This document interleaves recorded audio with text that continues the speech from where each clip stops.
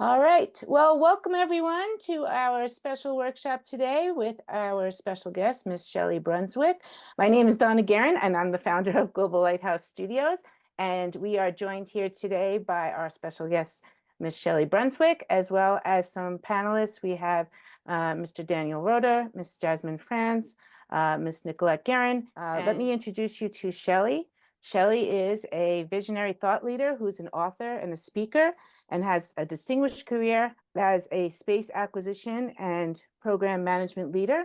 She's an advocate for space technology, innovation, entrepreneurship, diversity, and inclusion. She has an active leadership role with various international organizations such as Space for Women Mentoring Program, an affiliate of the UN Office of Outer Space Affairs, the Women Tech Network, and is currently the COO of the Space Foundation in Colorado Springs, Colorado. We're thrilled to have her here today, and without further ado, I'm going to popcorn over to Daniel first to introduce himself. Hello, my name is Daniel Roeder, and I'm the Chief Academic Officer for the David Z Foundation. And we transform lives through the magic of music. We get to write songs with youth around the world and create professional tracks and music videos. And Donna and Jasmine, with their nonprofits, are amazing partners as well. So I'm glad to be here. Popcorn, Jasmine. Hello everyone. I feel really good to be here and to meet Shelli. And I'm an educator first. I'm also a global education specialist. I'm the founder of Globally Empowered. And as you can see in my background, I am totally vested in empowering youth for the future because they are our future. I'm a collaborator. I work with many organizations around the world. And I stem from South Africa, and my passion is to turn things around not only in my own country in a very small way, in whichever way I can, but across Africa. So I work extensively on empowering educators and global leaders and students and youth in Africa. And yeah, that's who I am. Over to you, Leila. Good evening from Belgium. I'm very happy to be on this call. I work with Donna at the Global Lighthouse Studio. I've been working with her for the last 2 years. I know everybody on the call except for Shelli. I'm very happy to be here. All right, over to Nicolette. Hi, I'm Nicolette. I am Donna Guerin's daughter. I am a mechanical engineer by trade. I'm actually a systems engineer now in the aerospace industry, though. I'm working on the Artemis 2 projects to the moon, very exciting.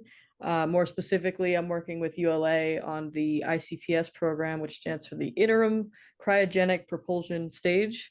I do everything from requirements to working with documents every day. So it's pretty exciting. Definitely a lot of NASA interface, but also a contractor by trade. So excited to be here. All right, well, then we can go ahead and get started, except Shelli, you didn't get to introduce yourself. And since you're the special guest, that's probably a good idea.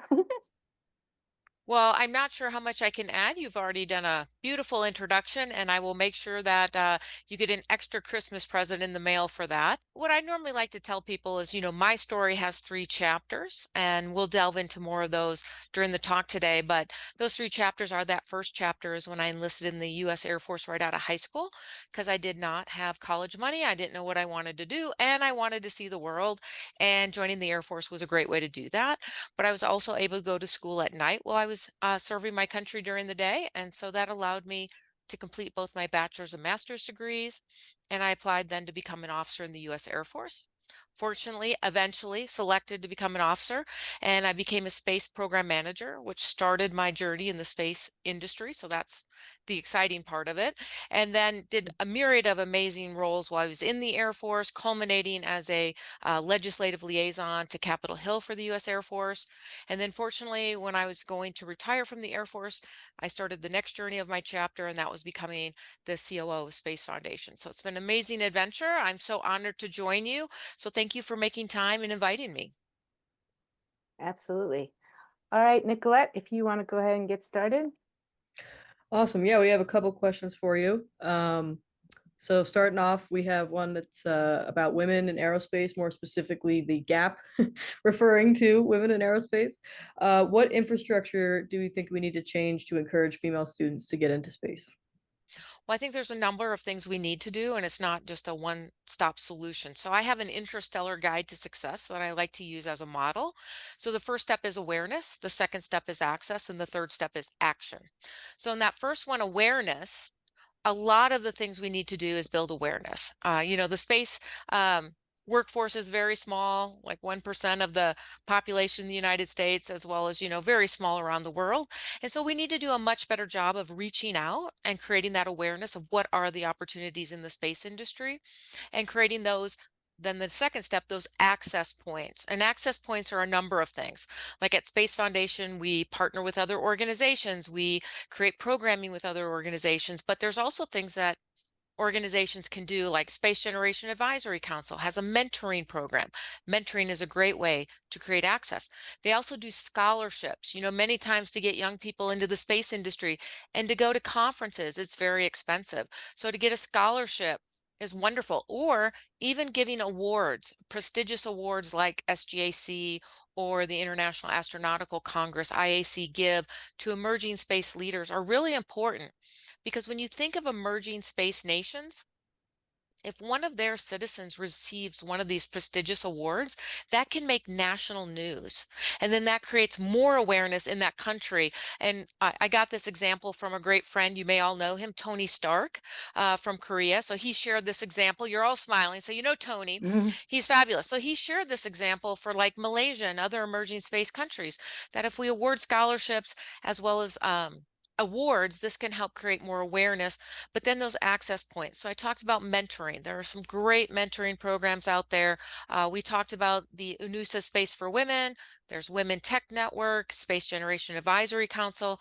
We also need to create networks where like-minded individuals can collaborate and partner. So there's SGAC. Earlier today, I was just talking to a space lawyer who wants to learn how to learn more about other space lawyers. Well, I was like, hey, the UN has IISL. So there's all these amazing programs, but many times people don't know. So we have to create that awareness, again, of the networks. And then, of course, it does come down to training. I have some wonderful people on here who are doing education. That can be formal, informal. It can be intern programs or fellowships, as well as if you want to be a rocket scientist or an astronaut, you need to get a formal education. So there's a lot of opportunities in access, and then it's about action. That's that third and last step. You then need to take action. And we in the space community also need to take action. Can we be mentors? Can we be science fair judges? If we have a company, can we give student tours so we can help create, again, that awareness of all the great opportunities in the space industry? So we all then need to take action and implement. So that is my interstellar guide to success: awareness, access, and action. But as you can tell, it's all bubbled around that awareness. That was a great answer. I kind of piggybacking off of that, what support system does the Space Foundation offer female candidates to grow in space? Excellent question. So the Space Foundation is a U.S. nonprofit that does business internationally, and we do programs all over the world, and we look at that entire workforce pipeline. So we have kindergarten through 12th grade programs through our Leadership Academy. We have a primary school, middle school, high school. We then have teacher professional development. How do teachers bring space into the classroom to get more kids excited? And then we have entrepreneurial facilitation and a young professional program. So those are some of our um, early workforce pipeline. And then, of course, many people know us for our annual space symposium that takes place every April in Colorado Springs. And that's for your more mature space workforce. So that's military, civil, commercial, and international that come together that talk about the future of space.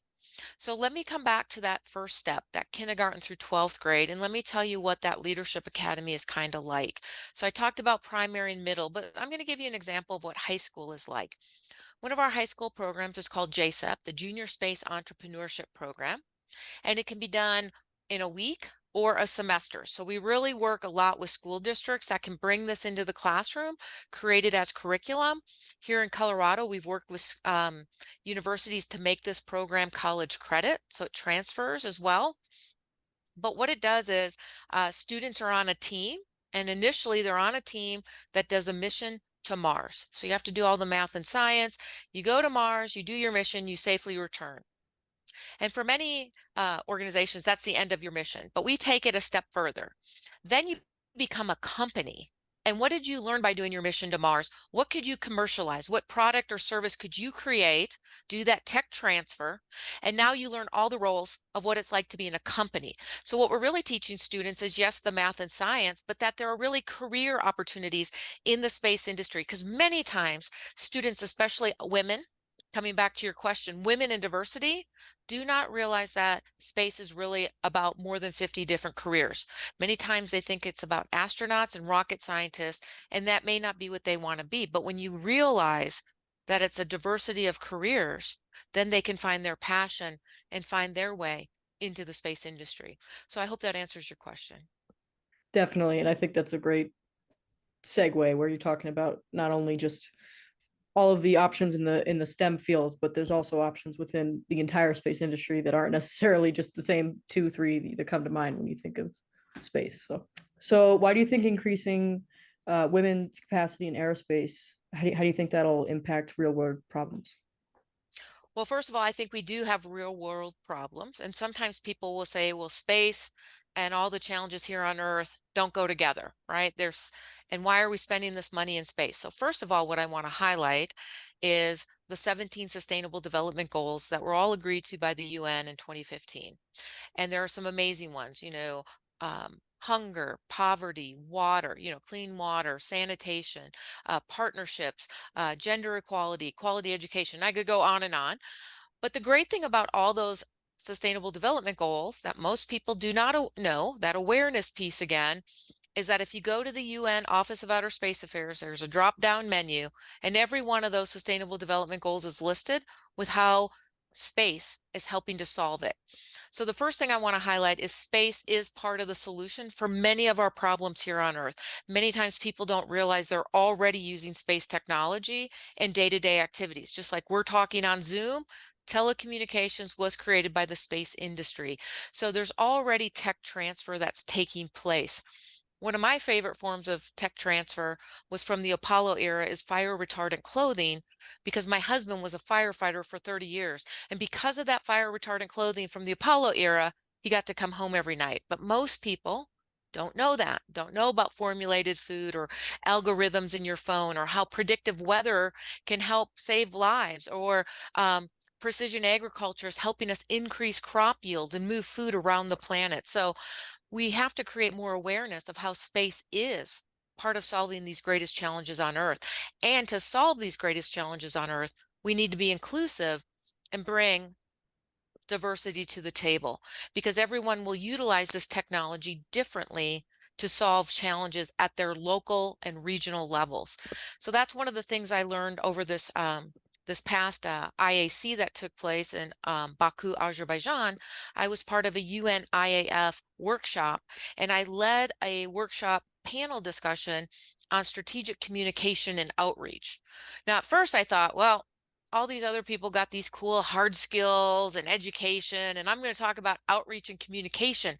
But at the end of the workshop, what I realized from all of the attendees was that is the first step and the most critical step, because if you don't connect the importance of space to why it's relevant to your constituents, then it doesn't matter if your country does space at all. And an example an emerging space country gave me was they created a nanosatellite to launch, and they thought their constituents would be so excited that their country was in space. And what they turned out is their constituents thought they spent billions of dollars to send this nanosatellite into space, and they had other problems to solve here on Earth. And so there was a miscommunication and understanding of how to connect with the general population. And so what I share with you is we need to ensure that everyone comes to the table, that we understand how space impacts individuals at a personal level so that we can create the message and build the programs that support their needs and solve their challenges. And so I share with every emerging space nation that it's about talking to your constituents about what do they need. Do they need better satellite communication? Do they need better agricultural understanding or wildlife monitoring so they can mitigate from wildlife poaching and everything, illegal poaching, which then can add to the illegal drug trade and so on. So what do those individuals in those countries need? And then how does space help become part of the solution to those? So that's what I share with you. We have to bring everyone to the table, whether that's men or women, or as I like to say, underrepresented groups in the space industry. As an engineer myself, I see it every day. One of our biggest issues is communication. So to see that, sometimes it's down to brass tacks of business, being able to communicate what it is that you're doing every day and why that's helping other people is super important. So I'm glad to hear that you're right there with me. But to continue on, what do you think the space industry can bring to some of those problems, some of those climate change, food security, energy security, et cetera, that the space industry is currently trying to answer those problems? Well, I think there's a lot of technologies that most people don't realize. And one is right now, as we're using telecommunications, is so important. When we think about COVID, and I know maybe we're past it, maybe we're having a little resurgence over the December timeframe, but think about the recent pandemic and how we were able to use telecommunications for telehealth, teleschool, telework. That technology did not exist during the last pandemic in the 1918s. And so a very different environment from what we had. And that was all based on space technology and that cybersecurity that's embedded in a lot of that space technology. So it's one way that space helps solve problems. But we can look at many other things, as we look at those sustainable development goals, there are so many things that are going into that first one of zero hunger. I met 3 entrepreneurs in Qatar. They were studying to be nutritionists at Qatar University. And you're probably saying, well, nutritionists, what are they doing in the space industry?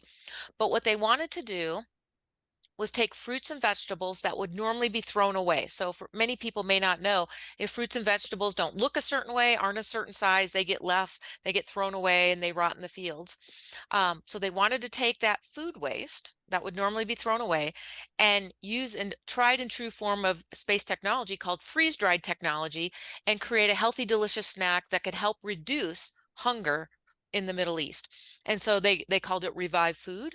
And so again, tried and true form of space technology, freeze-dried technology. But we can also look at Dr. Catherine Nakalibi, who won the 2020 African Food Prize for administering the NASA Harvest program, which NASA Harvest helps farmers in Africa and around the world. But the award was for helping farmers in Africa take space technology to increase crop yields. So again, we're using space technology just in that one example, that one sustainable development goal. And again, I could give you an example for each and every one. No, that's great. Just little things that you don't realize every day that you're using, right? The telecommunications, any problem that's like a SDG issue, I can see easy applications with the space industry. So that's a great example. And last big question, how can one achieve higher leadership roles in general in space? What skills, career development, networking, et cetera, can you point to? So I shared a little bit about that interstellar guide to success, so awareness, access, and action. And the other thing I've created is a new form of leadership. It's called global transformational leadership. And it really looks at 3 main areas. The first area is you have to be inspirational. The second is you have to be authentic. And the third is to have gratitude. Now, what's so important about being a GTL is that many times people think to be a space leader or to be a leader in the world, I have to be elected or appointed to a position of authority. But what I want to highlight is with today's, social media, we're doing this interview today, you can become a global transformational leader. You can lead a movement of change for positive. Like Jane Goodall says, we can have hope, and how do we want to be that leader of change? So again, I highlight it's inspirational, authentic, and gratitude. So inspirational leader. How many times do you hear a leader talk and you're not really sure they're inspired by what they're talking about? They're talking to you like this, and they're telling you that space is great and you should have a space career.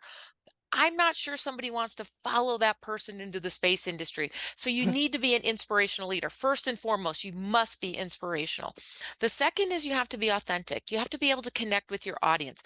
Is what you're saying true to your values? I have a mentor who says, Shelli, you are Shelli no matter where you go. So this is how I am no matter where I go.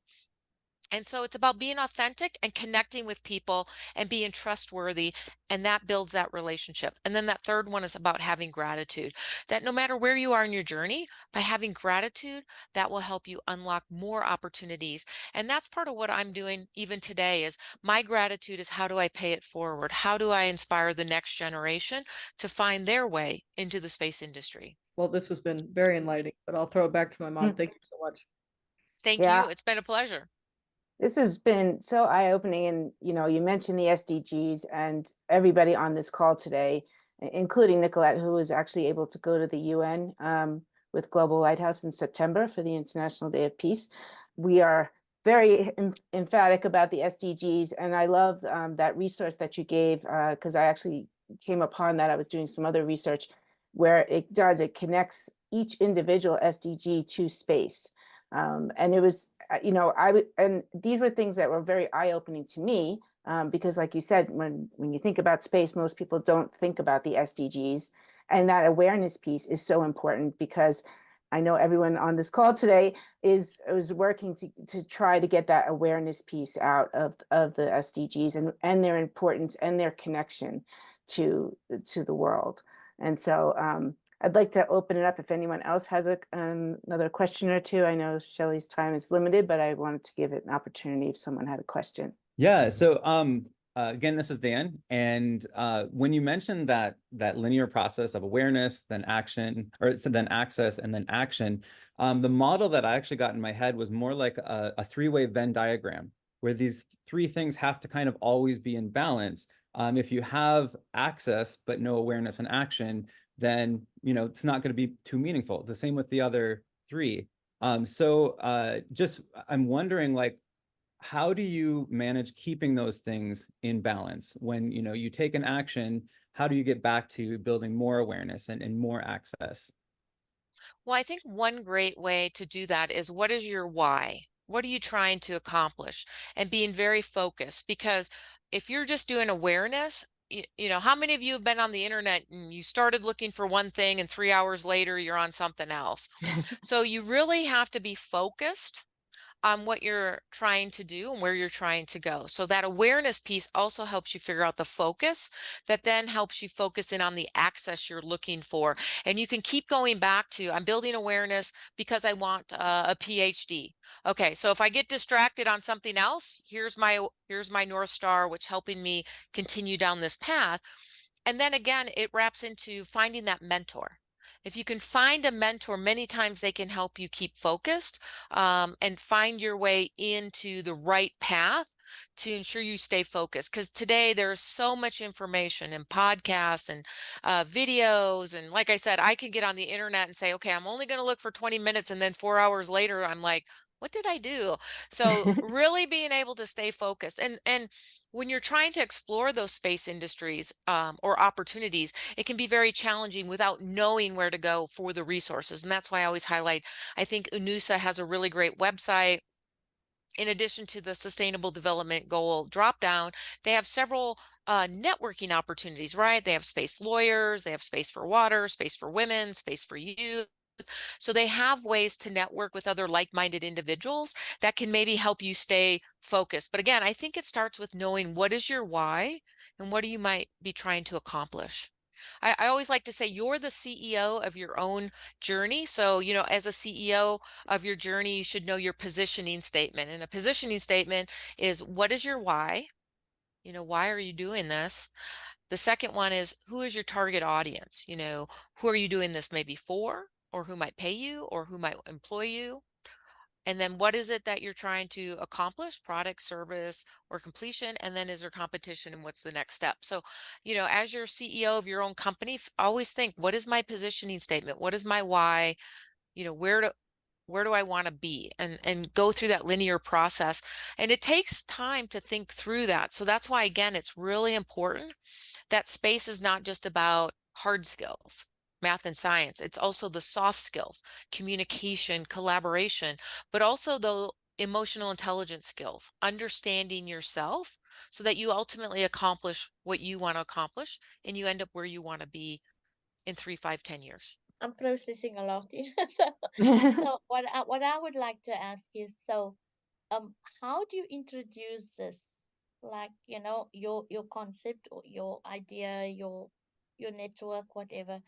If this must go live in Global Lighthouse Studios network, or even with Daniel Rudo or myself, the youth's gonna be all over us. So where do we start? Well, I think it's part of that interstellar guide to success. You just have to start. You have to take action. And again, the actions can be, can I be a mentor? Can I be a science fair judge? Can my company offer a tour to help kids understand what might be available in aviation or space? If I'm a teacher, how can I bring space-inspired curriculum and activities, hands-on activities into the classroom to make learning fun and exciting and highlight that space is not about memorizing planets or history. It's about future job opportunities and careers. And then, of course, for parents, individuals, it can start with you taking your kids or your kids' friends to a science museum, or go outside stargazing, or look at the NASA website for educational material. So we can each start somewhere, and it doesn't have to be a giant step. It could be that first small step. And again, I'll highlight for those mentoring organizations I mentioned, SGAC, Women Tech Network, UNUSA Space for Women, they're always looking for wonderful mentors and proteges. So you could start by being a mentor. So again, you know, how did we go to the moon? One step at a time. So that's how we'll accomplish this. Slowly but steadily, we'll make the change we want to see. I love that. And, and it goes back to what you were talking about, being a global leader, to being authentic. I think that's very important. Because like you said, there's lots of people out there who can talk about things, but are they truly authentic?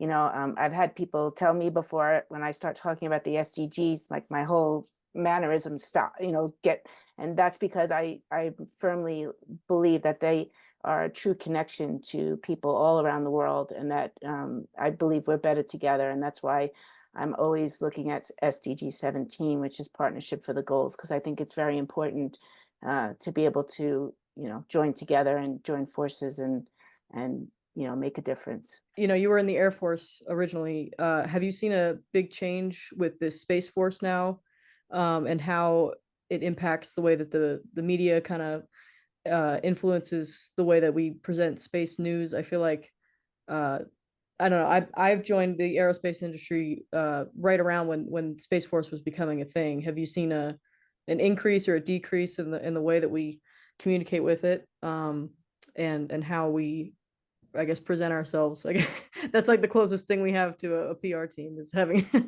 having a Space Force directly instead of an Air Force.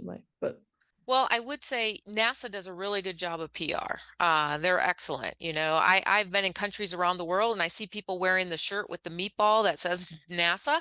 That's what they call it, the meatball. And they probably don't even know it's a NASA shirt. So I am going to say NASA does a really good PR job.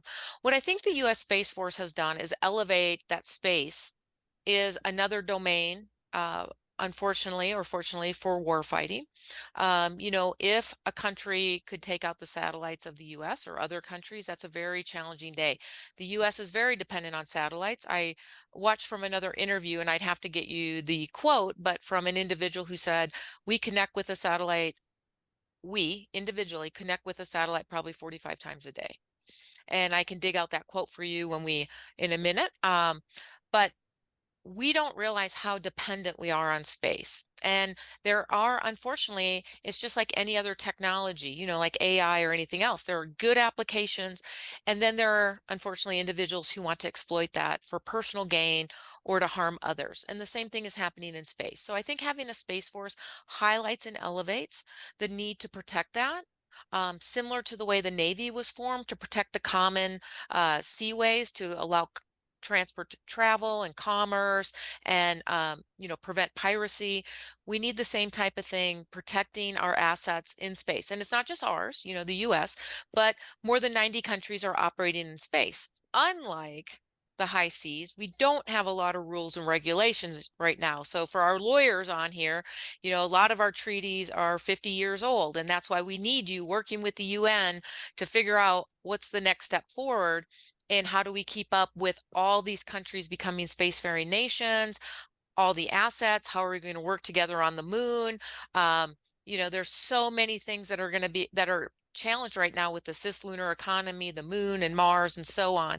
So right now, the closest thing we have is the Artemis Accord. So that is through NASA. Again, a guideline on how we'll work together.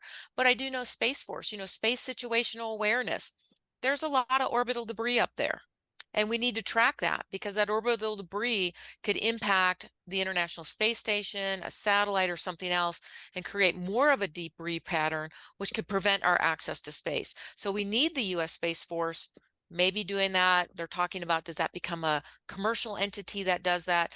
But right now, Space Force is doing that in partnership with other nations, because sharing that information of space situational awareness and orbital debris is a global problem. It's not just a US problem.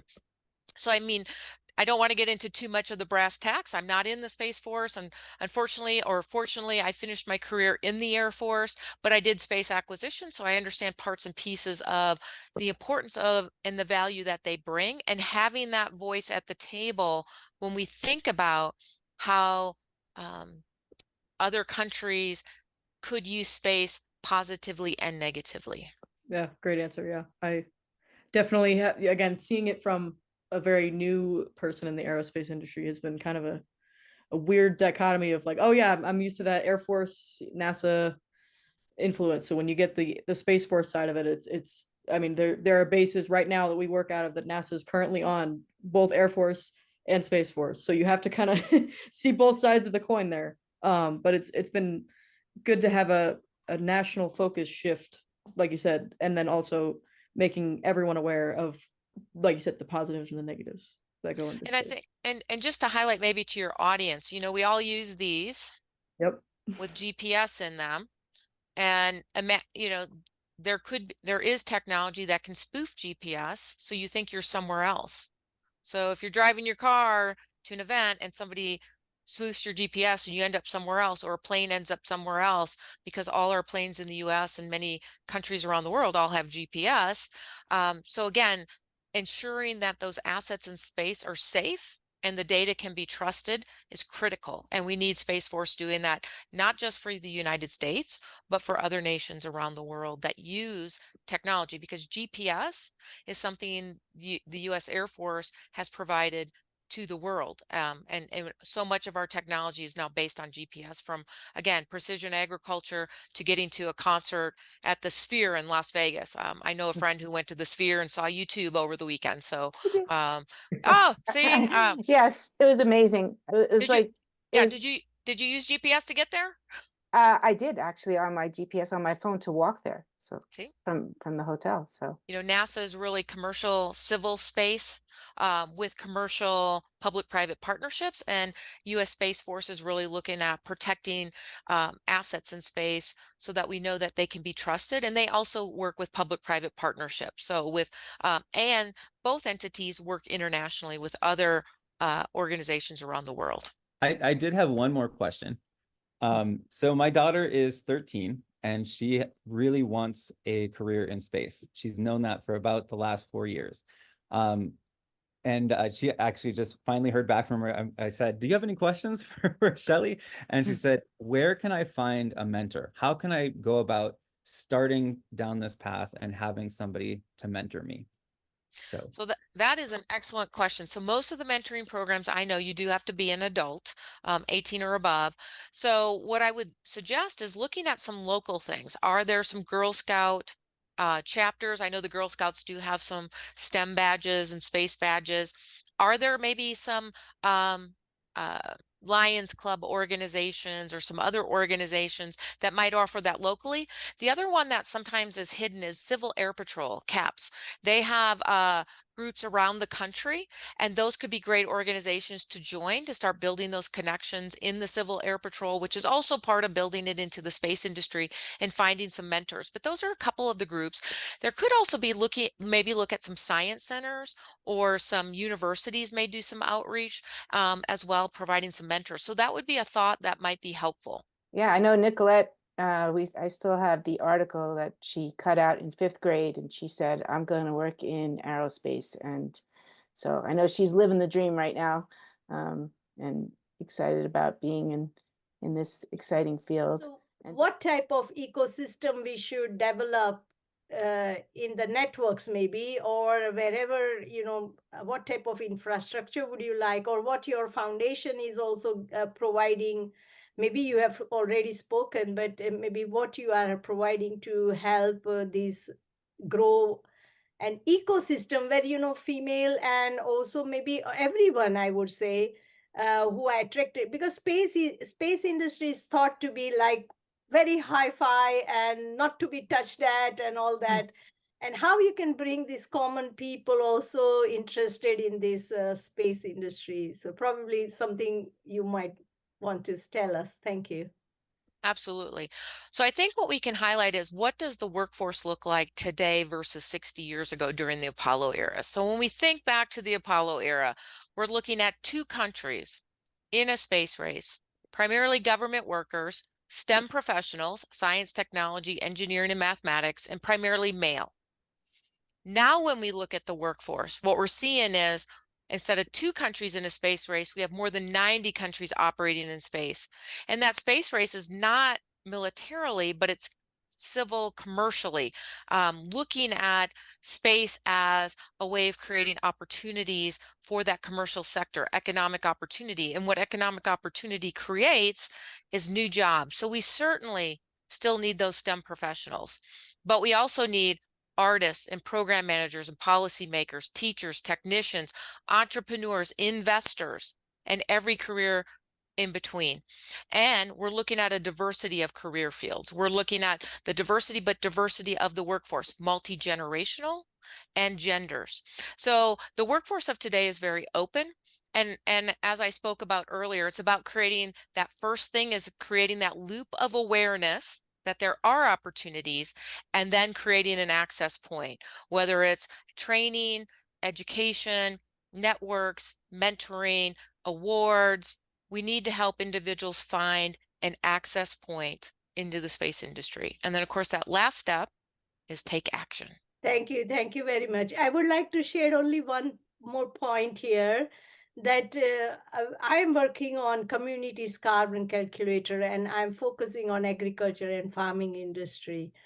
And I have seen many opportunities where GIS and space technology are now very helpful in understanding what the impact might climate change bring on the agriculture and farming industry, and why this data or the digital world needs to be so precise and up to date to inform the farmers or the end users on the ground. And I think these are the many, one of the many things are happening with space. Space is helping, not only going into the space, but other services that space and satellites are giving us.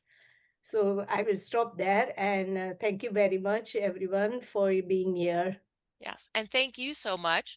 And I look forward to you all having a wonderful, happy new year. And until next year, I look forward to seeing all of you around the galaxy.